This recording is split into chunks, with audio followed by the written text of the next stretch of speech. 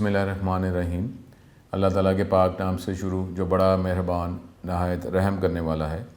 अस्सलाम वालेकुम स्टूडेंट्स, मैं हूं आपका teacher Mohammad Asim Nasar, first year ICS computer science के नेक्स्ट लेक्चर के साथ यूनिक ग्रुप ऑफ इंस्टीट्यूशन की तरफ से हाजिर हूँ। उम्मीद है स्टूडेंट आप खैरियत से होंगे और अल्लाह के करम से 5 वक्त की नमाज अदा करते होंगे। तो जो चीज़ें हम पे फ़र्ज़ हैं अभी तक उस पर अमल करने की पूरी कोशिश करते होंगे। तो अब ये बुनियादी जो हमारे अकायद हैं 5 अकायद, उसमें अब हर एक को देखना चाहिए कि कौन से अकायद जो है उसकी ड्यूटी उसके ऊपर शामिल है, अवेलेबल है, लाजमी उसने उसको पूरी करना है। वो है जी कलमा, नमाज, रोज़ा, हज, ज़कात। अभी देख लें स्टूडेंट्स आप कि जी कौन सा जो है वो फ़र्ज़ है आपके पास। ये जो बुनियादी अकायद हैं इसी से इस्लाम जो है वो बनता है। अब कलमा हो गया, नमाज और रोज़ा, ये तो आप सारों पे फ़र्ज़ है, क्योंकि आगे जो है फिर हज और ज़कात जब होगा तो फिर फ़र्ज़ होगा। लेकिन अब ये देखें कि ये चीज़ें जो फ़र्ज़ हैं, जो चीज़ अंडरस्टूड है उसको तो पूरा करना होता है ना। दुनियावी किसी सिस्टम की बात करें कि ये रूल्स हैं, अब वो क्या कहते हैं कि जब नॉर्मली जब स्टार्ट में जब कोई जॉब मिलती है तो सिग्नेचर भी किए जाते हैं कि ये लॉज़ हैं, ये रूल्स हैं और आप ये रूल्स जो हैं इनको फॉलो करेंगे। उस टाइम जो रूल्स बने होते हैं और उसमें एक क्लॉज़ ये भी लिखा होता है कि आगे अगर कोई ज़रूरत पड़ गई तो कोई रूल उसको चेंज किया जा सकता है, ऐड किया जा सकता है।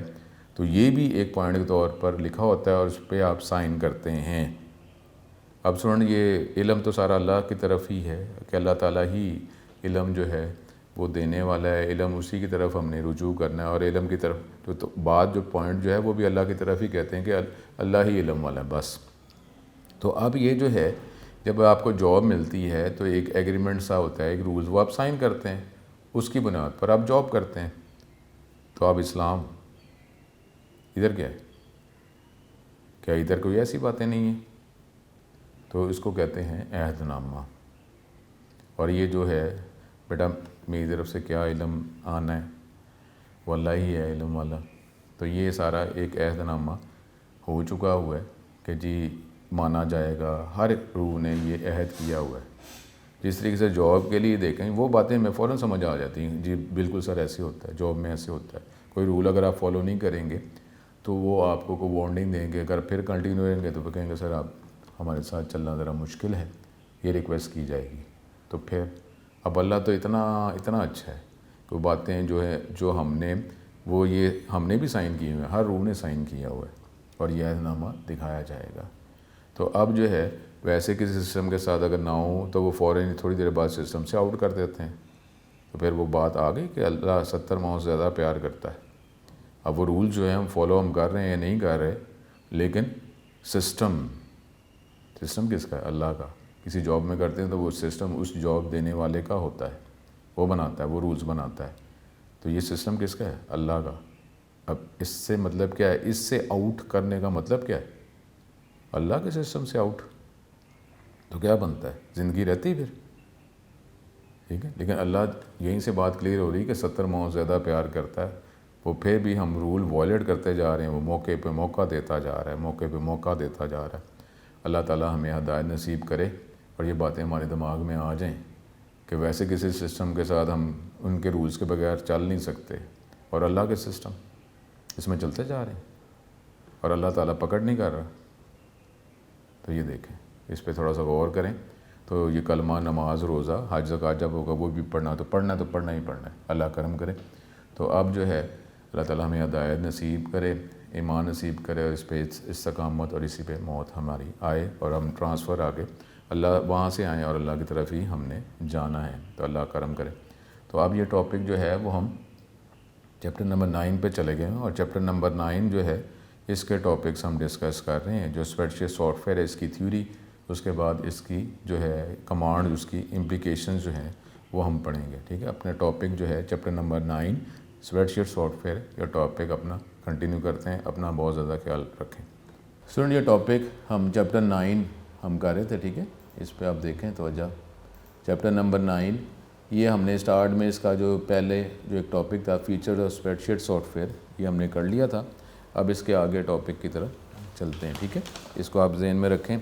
ये इतना कोई ज़्यादा कोई डिफ़िकल्ट नहीं है, और ये जो स्टूडेंट जो हैं जिन्होंने मैट्रिक में पढ़ा हुआ है उनको तो इन टॉपिक का अंदाज़ा है। नहीं भी पढ़ा हुआ तो फिर कंप्यूटर इस्तेमाल करने वाले जो हैं उनको तो इस सॉफ्टवेयर के साथ उनका अंदाज़ा है ही, लिंक है ही, ठीक है। तो ये टॉपिक जो हम अगला करेंगे वो, पहले हमने जनरल टॉपिक पढ़ा था, थ्योरीज पढ़ी थी, स्प्रेडशीट सॉफ्टवेयर किसे कहते हैं और उसके कुछ फ़ीचर जो हैं हमने डिस्कस किए थे। अब उसके आगे जो है वो हम ये देखेंगे कि हमारे सिलेबस में स्प्रेडशीट सॉफ्टवेयर के तौर पर MS एक्सेल जो है वो शामिल है, MS एक्सेल शामिल है। तो जब भी कोई बेसिक थ्योरी जब पढ़ाई जाती है उसके बाद वो सॉफ्टवेयर के साथ कम्युनिकेशन कैसे करनी है और उसके ज़रिए कमांड कैसे इशू करनी है, वो फिर इसके बाद नेक्स्ट टॉपिक ये आता है। तो अब ये देखें नेक्स्ट टॉपिक हमारा यही है, स्टार्टिंग टू यूज़ स्प्रेडशीट, कि जब हम एक्सेल जो है जो एज ए टूल एग्जांपल है, जब इसको स्टार्ट करेंगे तो क्या इंटरफेस नज़र आएगा स्क्रीन पर, क्या चीज़ें कमांड्स होंगी, क्या आइकन्स होंगे, इसका क्या इंटरफेस होगा जिसके ज़रिए आप ये स्प्रेडशीट सॉफ्टवेयर एक्सेल को यूज़ करते हुए कमांड प्लेस कर सकते हैं और रिस्पॉन्स गेट्स कर सकते हैं। तो इसका इंटरफेस ही अगला टॉपिक होता है। To understand the functionality of spreadsheet software you should be familiar with its interface. The interface represents the way through which you can interact with the spreadsheet software. अब ये हमारे पास जो है स्प्रेडशीट इंटरफेस की ये बात की जा रही है। जब हम ये स्टार्ट करते हैं तो ये हमें ऐसा ये इंटरफेस नज़र आता है। हमारे सिलेबस में 2003 शामिल है एक्सेल, लेकिन ऐसा कोई प्रॉब्लम नहीं है स्टूडेंट। ये जो इंटरफेस जो है ये न्यू इंटरफेस जब आप प्रैक्टिकल के लिए जाएंगे तो इंटरफेस जो है वो इससे मिलता जुलता है, बिल्कुल भी हमें प्रॉब्लम नहीं होगा। तो उसके अकॉर्डिंगली मैंने आपको कहा है कि मैं दोनों इंटरफेसेस का जो ओवरव्यू आपको दे दूँगा। तो क्योंकि प्रैक्टिकल के 2010 ही इंस्टॉल किया होगा जिस जगह पे आप जाएंगे। तो ये हमारे पास इनिशियल इंटरफेस है जिसके ज़रिए जो है हम कोई कमांड इशू कर सकते हैं। इसमें ये मुख्तलिफ़ जगह बताई जा रही हैं, इंटरफेस के मुख्तलिफ़ पोर्शंस कुछ बताए जा रहे हैं। पहले इस इंटरफेस की बात कर लेते हैं, उसके बाद जो ऊपर जो लाइंस लिखी हुई हैं उसको हम देख लेते हैं। सबसे पहले ये देखें, ये जहाँ कहीं भी ये हमारा सेल पॉइंटर है जो लास्ट टाइम भी हमने बात की थी, जहाँ पे भी हम क्लिक करते हैं तो वो उसका कॉलम और उसकी रो सेलेक्ट हो जाती है, तो इसको इस सेल का रेफरेंस या एड्रेस कहा जाता है। तो ये जो इंटरफेस है ये मुख्तलिफ़ सेल्स का कम्बिनेशन है, रोज़ और कॉलम्स का कम्बिनेशन है। तो अब उसमें हमने अगर स्टार्ट में क्लिक किया, यहाँ पे वो सेल पॉइंटर होता है, इसका कर्सर नहीं जिस तरह ब्लिंक कर रहा था वो नहीं होता। तो यहाँ पे हमने स्टार्ट पे क्लिक किया हुआ, तो इसमें देखें इसका कॉलम A है और रो 1 है। तो ये सेल का नंबर बॉक्स के अंदर ये ऑटोमेटिकली एड्रेस A1 लिखा हुआ, ठीक है। उसके बाद ये जो कॉलम्स के जो नाम लेटर्स नज़र आ रहे हैं, इसके ऊपर जो ब्लैंक बार नज़र आती है उसको फार्मूला बार, फार्मूला बॉक्स कहा जाता है। फिर सबसे ऊपर जो टाइटल बार के नीचे है जिसमें डिफरेंट मेन्यूज़ नज़र आते हैं उसको मेन्यू बार का ऑप्शन नज़र आते हैं, menu bar. Standard tool bar जिसमें आप बोल्ड इटैलिक की आइकॉन्स कमांड नज़र आती हैं वो स्टैंडर्ड टूल बार। जिसमें फ़ाइल ओपन सेव, ये नॉर्मली जो इनिशियल जब भी हम करते हैं तो फाइल हम ओपन करते हैं, सेव करते हैं, तो ऐसी कमांड स्टैंडर्ड टूल बार में होती हैं। फिर फॉर्मेटिंग टूल बार जो है इसमें आपको जो फॉर्मेटिंग से रिलेटेड जो कमांड्स होती हैं, बोल्ड इटैलिक, ये अलाइनमेंट्स की, ये नज़र आते हैं। फिर आपको ये बता रहा है कि ये रो 5 है जो ये हॉरिजॉन्टल बार में शो कर रहा है, और ये कॉलम E है जो आपको वर्टिकल बार में ये एरिया में शो कर रहा है, और इन दोनों के इंटरसेक्शन से जो पॉइंट बनता है वो सेल है E5, ये आपको एक्सप्लेन कर रहा है। उसके बाद ये हमारे पास वर्किंग एरिया जो है जहाँ पे हम टाइपिंग करेंगे उसको वर्कशीट कहा है। वर्कशीट टैब्स हैं, वर्कशीट टैब स्क्रॉल बटन्स, ठीक है।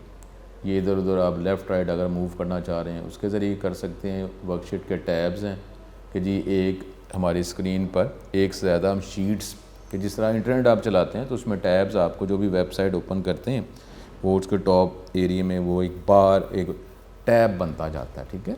तो यहाँ पर जो टैब्स उसी तरीके से ये बॉटम पे बनते हैं जिसको वर्कशीट टैब्स कहा जाता है, ठीक है। ये वो बात इंटरफेस के वाले से कर रहा है।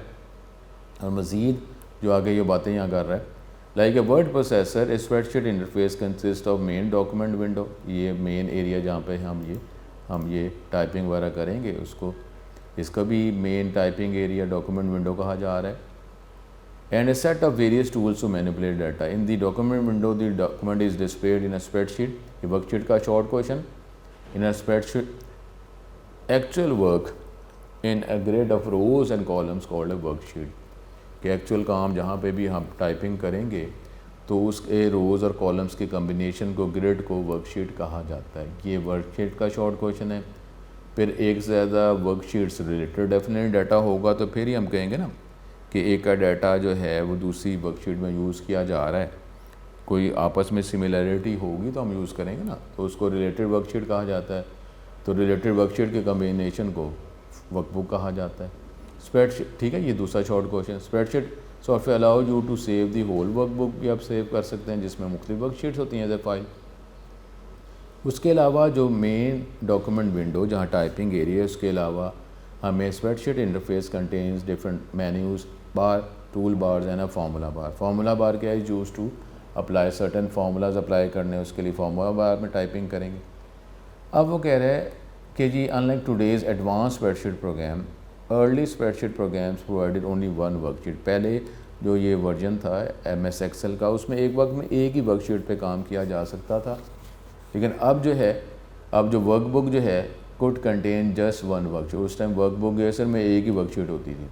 लेकिन अब जो हम यूज़ करते हैं सॉफ्टवेयर उसको 3D वर्कशीट कहा जाता है. अलग से short question which are like a pad और ग्रुप ऑफ वर्कशीट्स.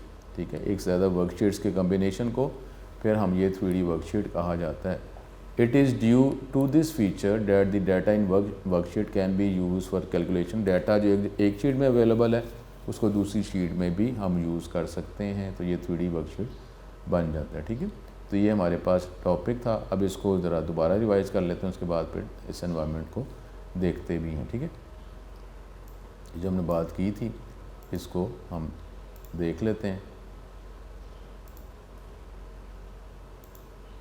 यहाँ पे हमने जब एक्सेल लास्ट टाइम चलाया था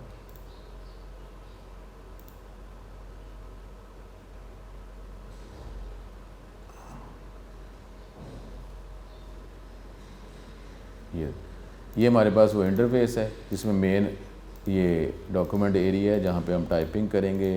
अब ये सेल्स हैं जब हम क्लिक करते जा रहे हैं, देखें ये जहाँ पे भी हम क्लिक कर रहे हैं तो ये नेम बॉक्स है, उसमें उस सेल का एड्रेस दिखा जा रहा है. देखें जहाँ के भी क्लिक करते. ठीक है, अब इसका जो एनवायरनमेंट जो है वो थोड़ा सा, ये देखें ये थोड़ा सा,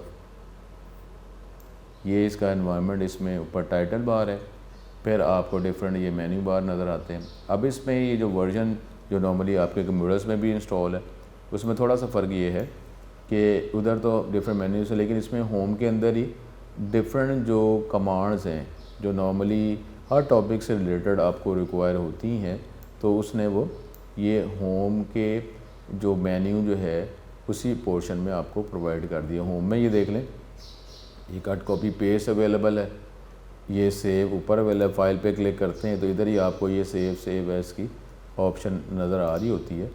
उसके बाद यहीं पर देखें होम पे ही जो फॉर्मेटिंग है वो भी इधर ही अवेलेबल है, कट कॉपी पेस्ट भी इधर अवेलेबल है. जो नॉर्मली किसी भी तरह की जो कमांड नॉर्मली हमें ज़रूरत पड़ती है वो होम के टैब में ही अवेलेबल है, होम के मेन्यू में ही अवेलेबल है. ठीक है, बाकी हम ये कह रहे थे कि इस तरीके ये है कि एक शीट से दूसरी शीट पे मूव करने के लिए हम इस्तेमाल करते हैं. ठीक है, ये स्क्रॉल करना है, इसके ज़रिए हम ये कर सकते हैं. ठीक है, क्लिक करेंगे तो डिफरेंट ये आपको नज़र आ जाएगा. एक शीट पे जाना है, ये डाटा जब आप एंटर करेंगे ना तो इसको फिर हम देखेंगे.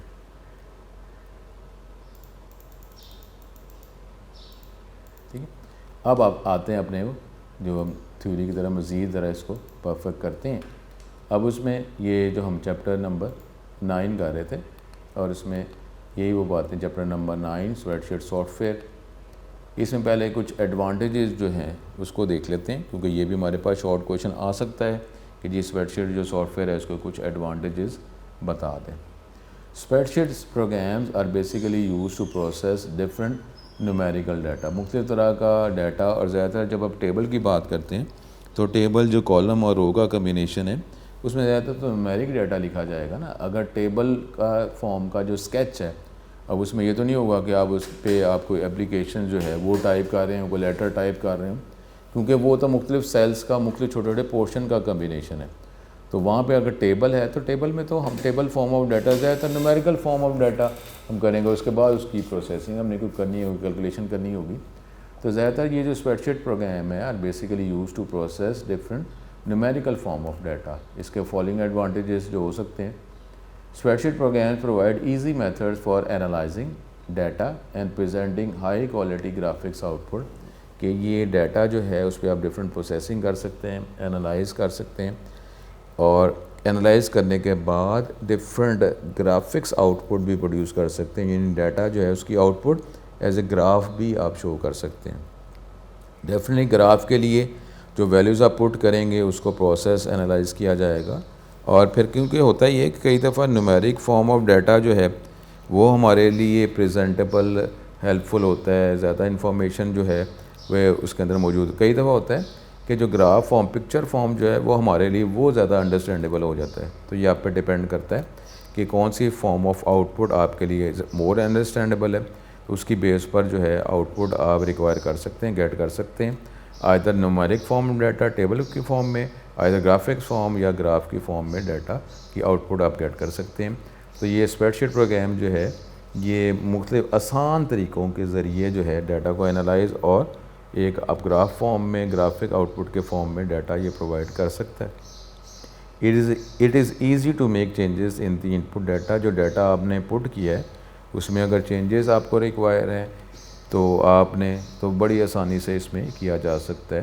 The effect of any change, क्योंकि अगर आपने डाटा को लिंक किया हुआ आउटपुट के साथ और आउटपुट जो है वो पिक्चर फॉर्म में ग्राफ फॉर्म में है, तो जैसे ही आप डाटा को चेंज करेंगे उसका अफेक्ट फ़ौरन ही ग्राफ में या जो फार्मूला है, तो हमने डिफरेंट सेल्स पे को फार्मूला अप्लाई किया हुआ है, जैसे ही वैल्यू चेंज करेंगे ऑटोमेटिकली वो अपडेटेड वैल्यू जो है वो फार्मूले में यूज़ की जाएगी और आपको आंसर जो है उस फार्मूले का अपडेटेड ही मिलता रहेगा कि जब आप वैल्यू एंटर की तो वही वैल्यू फॉर्म में पुट हुई और उसके अकॉर्डिंगली फॉर्म अपडेटेड आंसर जो है वही हमें नज़र आता है। The effect of any change in the input data is immediately shown in the output. उसके बाद it includes numeric data from another software application, ये भी इसके ज़रिए किया जा सकता है कि किसी और सॉफ्टवेयर एप्लीकेशन सॉफ्टवेयर के ज़रिए न्यूमेरिक डाटा जो है उसको इसमें इंक्लूड शामिल भी किया जा सकता है।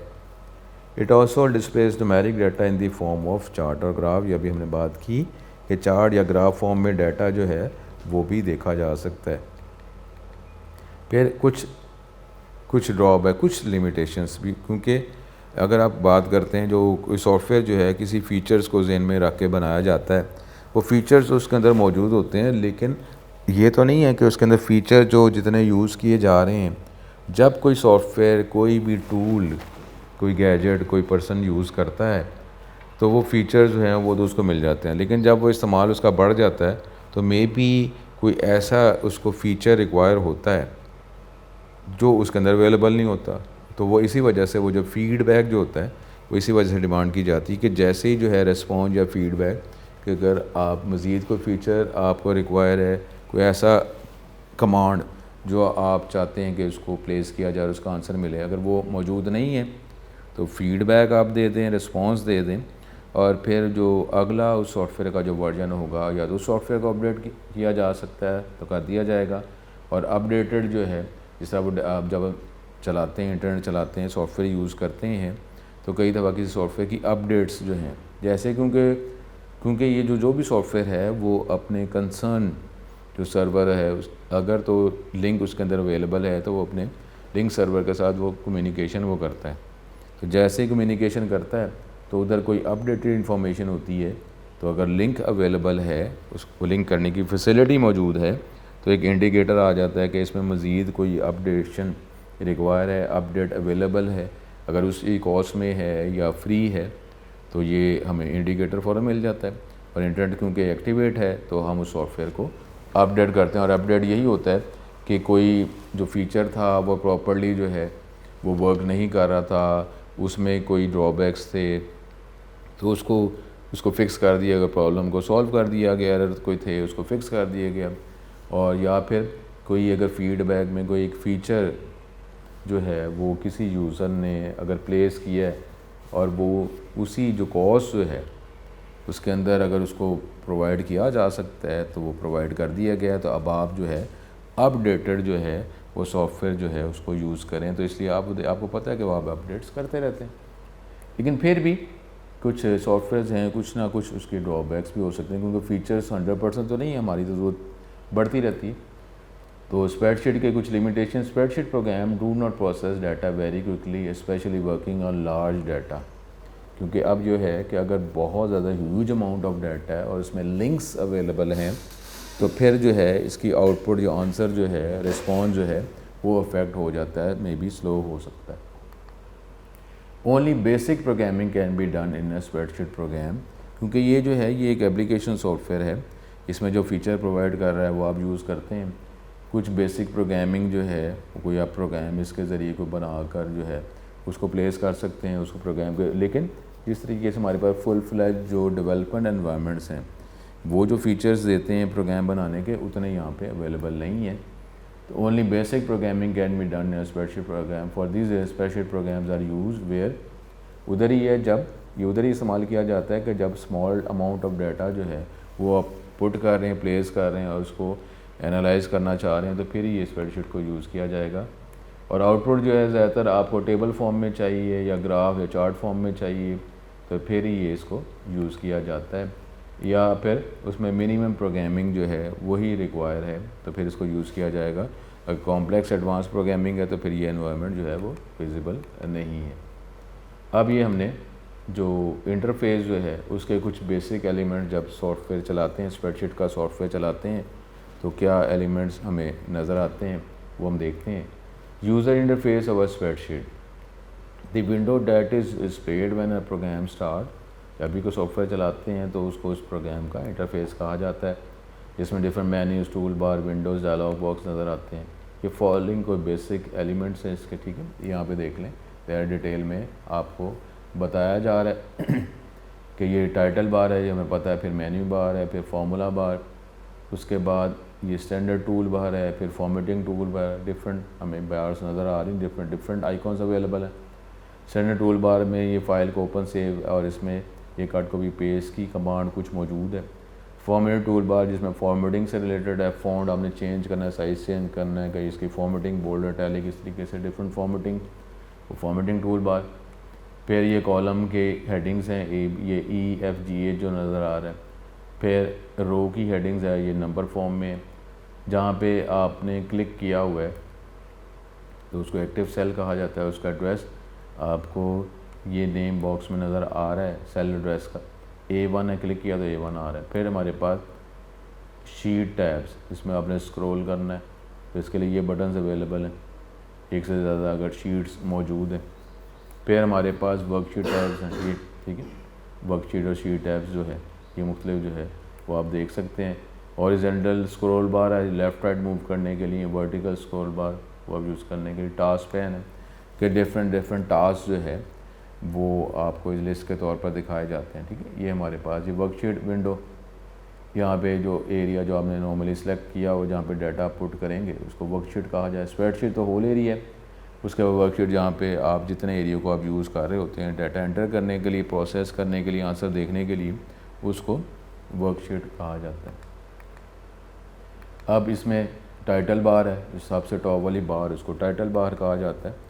ये टॉप मोस्ट बार इस कॉल्ड द टाइटल बार। इसमें ये वर्कबुक जो आप जो ओपन की है उसका नाम नज़र आ रहा होता है। फिर राइट साइड पे आपको डिफरेंट कंट्रोल बटन नज़र आते हैं जिसमें वो मिनिमाइज, मैक्सिमाइज, रिस्टोर, क्लोज के बटन आपको मिलते हैं।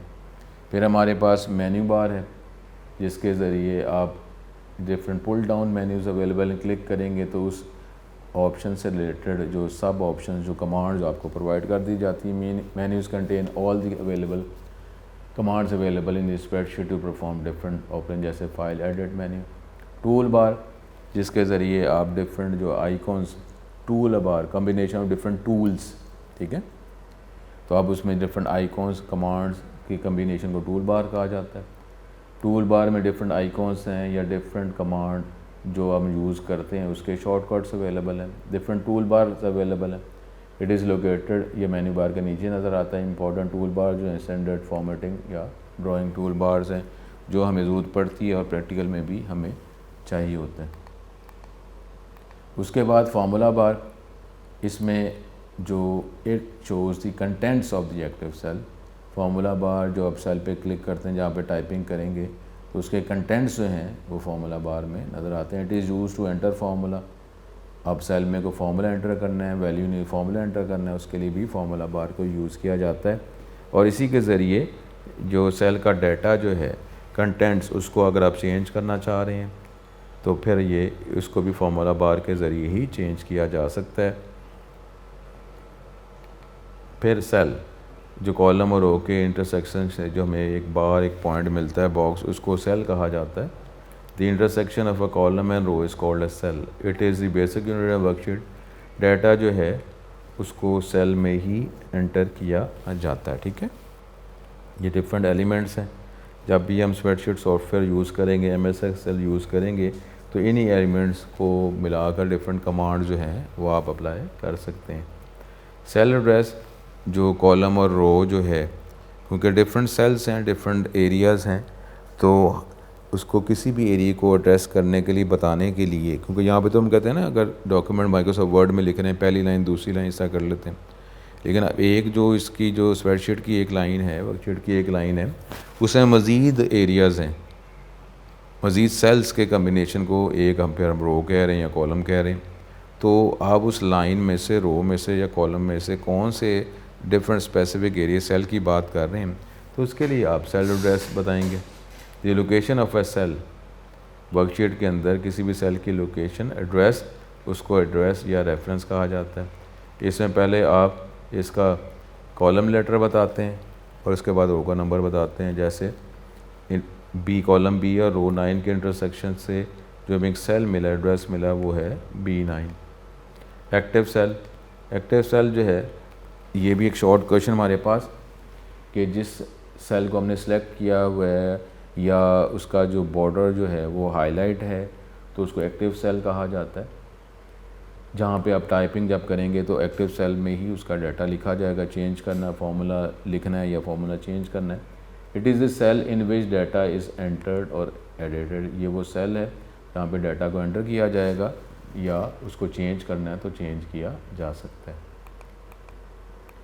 उसके बाद कॉलम हेडर, जो भी हमारे पास जो इंटरफेस है उसमें कॉलम्स जो हैं, कॉलम्स के ऊपर जो है, कॉलम की भी यूनिक्स के लिए कॉलम्स के ऊपर कॉलम के लेटर जो इसके नाम है, इसको डेफिनेटली इसको जब हम डाटा एंटर करेंगे तो ABCD तो नहीं, तो जिस तरीके से कोई रिज़ल्ट बनता है, स्टूडेंट का रिज़ल्ट बनता है, तो स्टूडेंट के टेस्ट के नंबर टोटल, तो वो जो डाटा एंटर करते हैं उसके ऊपर जो है उस कॉलम के नाम लिखे जाते हैं।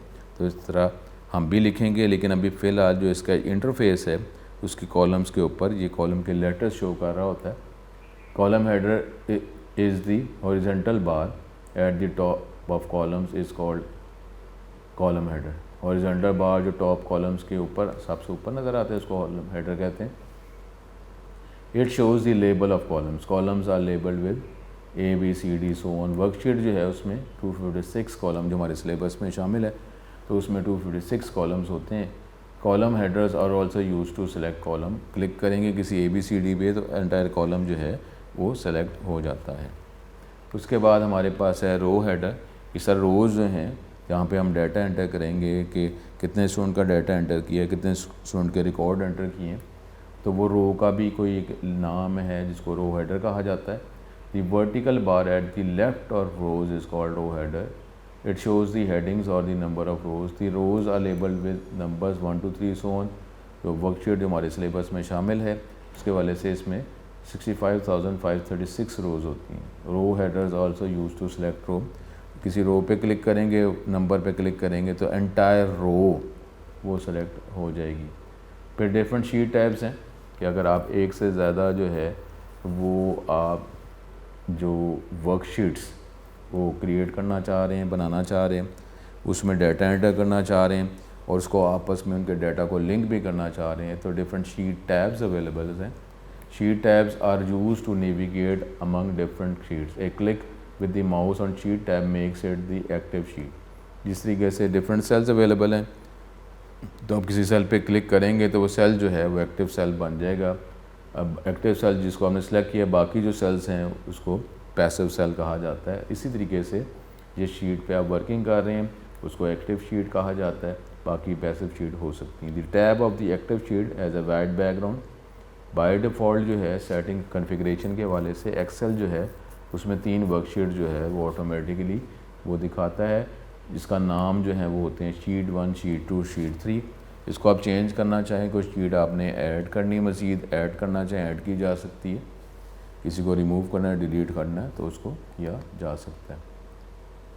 स्टेटस बार जो नॉर्मली कोई भी एप्लीकेशन जो सॉफ्टवेयर चलाते हैं उसके एंड वाली बार सबसे नीचे जो एक बार बनती है उसको स्टेटस बार कहा जाता है। इस इंटरफेस में भी जो आपको लास्ट बार जो स्क्रीन पर नज़र आती है उसको भी स्टेटस बार ही कहा जाता है। This bar is on the bottom of spreadsheet interface. It provides information about the current worksheet. Different जो इंडिकेटर्स इसमें भी दिखाए जाते हैं। ठीक है, ये हमारे पास अब वो ये कुछ टॉपिक बता रहा है कि जी वर्कशीट और वर्कबुक में क्या फ़र्क है। ठीक है, अब यहाँ पे वर्कशीट क्या है जी? वर्कशीट जो है वो तो रोज़ और कॉलम का कम्बिनेशन ही है। इन अ वर्कशीट कॉलम्स को हम लेबल करते हैं with the help of different letters ABCD, और रोज़ को लेबल करते हैं विद द हेल्प नंबर। अब intersection of row and column ने वर्कशीट को सेल कहा जाता है। तो वर्कशीट क्या है? Is a grid of rows and columns या combination of rows and column. लेकिन वर्कबुक क्या है? Collection of different related worksheets, वो बनता है workbook. When a new work is open, जिसको हम नॉर्मली फ़ाइल अगर कहते हैं, जब आप इसको ओपन करते हैं, वर्कबुक ओपन करते हैं तो उसमें बाय डिफ़ॉल्ट 3 वर्कशीट्स होती हैं। तो पहली वर्कशीट है उसका नाम शीट 1 है, दूसरी का शीट 2, तीसरी का शीट 3। वर्कशीट इन अ वर्कबुक वर्क इंडिपेंडेंटली, ये अलग से डिफरेंट एरियाज़ हैं। अगर आप इसको लिंक नहीं करते तो ये इंडिपेंडेंटली डिफरेंट एरियाज़ हैं और उस एरियाज़ में कॉलम और रो का कम्बिनेशन ही है। तो अगर लिंक रीड नहीं करते तो इंडिपेंडेंट है, लिंक रीड कर देते हैं तो फिर ये रिलेटेड हो जाता है। ठीक है, ये फिर रिलेटेड, क्योंकि एक शीट का डाटा जो है उसको दूसरी शीट में यूज़ किया जा रहा है। लिंक किया है तो एक की वैल्यू अगर चेंज करेंगे तो उसका इफेक्ट जो है जहाँ जहाँ उस सेल को लिंक किया गया है उसके आंसर में, आउटपुट में जो है वो चेंज आ जाएगा उसके अकॉर्डिंगली, क्योंकि हमने उसको लिंक किया हुआ है। एक वैल्यू, एक सेल की एक वैल्यू को हमने किसी और सेल के साथ लिंक किया हुआ। चेंज करेंगे तो जहाँ जहाँ वो लिंक है तो उसकी वैल्यू वहाँ पे चेंज हो जाएगी। ठीक है, अब हमारे पास मज़ीद जो है ये, अब यहाँ तक अगर हम देखते हैं या लास्ट कर लेते हैं कि एक्टिव सेल और पैसिव सेल। जो सेल जिसको हमने सेलेक्ट किया होता है, जहाँ पे हम कोई अगर टाइपिंग करेंगे उस सेल में लिखा जाता है तो उसको एक्टिव सेल कहा जाता है। एक्टिव सेल इज इंडिकेटेड, एक बॉर्डर जो है उसका हाईलाइट हो जाता है। द डार्क बॉर्डर, उसको नॉर्मली कर्सर यहाँ पे उसको सेल पॉइंटर कहा जाता है। The cell that is not currently selected, उसको पैसिव सेल कहा जाता है। ठीक है, तो अब ये वर्ड प्रोसेसर वर्कशीट में क्या फ़र्क है? वर्ड प्रोसेसर डॉक्यूमेंट बनाने के लिए, लेकिन स्प्रेडशीट जो है वो नॉर्मली डाटा एंटर करने के लिए, उसको मैनेज प्रोसेस करने के लिए इसको इस्तेमाल किया जाता है। ठीक है, तो ये हमारे पास आज के बेसिक टॉपिक्स थे। हमने इसका जो इंटरफेस है, एक्सेल का जो इंटरफेस है, स्प्रेडशीट का जो इंटरफेस है, उसको हमने डिस्कस किया, उसके डिफरेंट एलिमेंट्स को हमने डिस्कस किया। तो नेक्स्ट लेक्चर से फिर इसमें हम थोड़ी वर्किंग शुरू कर देंगे। लेकिन जब कोई भी सॉफ्टवेयर जब चलाया जाता है तो सॉफ्टवेयर की जो वर्किंग कैसे की जाती है, पहले उसकी थ्योरी होती है कि उसका एनवायरनमेंट क्या है, स्क्रीन पर क्या नज़र आ रहा है, किस तरह आप कमांड दे सकते हैं, जो स्क्रीन के डिफरेंट पोर्शंस को, जो उसके डिफरेंट एलिमेंट्स हैं उसको क्या कहा जाता है, उसकी थ्योरी क्या है, उसके बाद उसकी वर्किंग होती है। तो अब यहाँ तक हमने ये पढ़ लिया है। इसके बाद जो है इस इंटरफेस पे आहिस्ता आहिस्ता जो है वो हम वर्किंग शुरू कर देंगे। ठीक है, तो ये बेसिक है, कोई ज़्यादा ऐसा डिफ़िकल्ट नहीं है। और इस चैप्टर से रिलेटेड जो है वो प्रैक्टिकल भी आता है, जो आप सेकेंड ईयर के पेपर्स के बाद देते हैं। तो इसीलिए हमने जो पहले जो चैप्टर्स पढ़े उसमें चैप्टर नंबर 8 शामिल इसी वजह से कर दिया था, ताकि थोड़ा सा एक सीक्वेंस में जो है वो हम पढ़ें। उसके बाद जो है एक प्रैक्टिकल का जो टॉपिक, ये चैप्टर नंबर 9 जो है वो अब हम पढ़ें, ताकि एक जो हमारा सिलेबस जो है वो बैलेंस हो जाए। टेक्निकली हम तो 100% के ये सारे लेक्चर्स हैं, लेकिन उसमें भी फिर भी किस तरीके से 50% हाफ बुक कराया जाता है, फिर 50% हाफ बुक बाद में सिलेबस कराया जाता है। तो ये लेक्चर उसी फ़्लो में आपको पढ़ाए गए हैं, बताए गए हैं। तो हमारे पास ये टोटल 100% के लिए या सेकंड लास्ट चैप्टर है, चैप्टर 9। उसके बाद हम चैप्टर नंबर 10 डिस्कस करेंगे, तो हमारा ये सिलेबस कवर हो जाएगा। तो इस तरीके से आप इसकी प्रैक्टिस करते रहें। मेरी थ्योरी थी, नेक्स्ट लेक्चर में इसकी वर्किंग फिर स्टार्ट हो जाएगी। अपना बहुत ज़्यादा ख्याल रखें। नेक्स्ट लेक्चर में दोबारा मुलाकात होगी। अस्सलाम वालेकुम।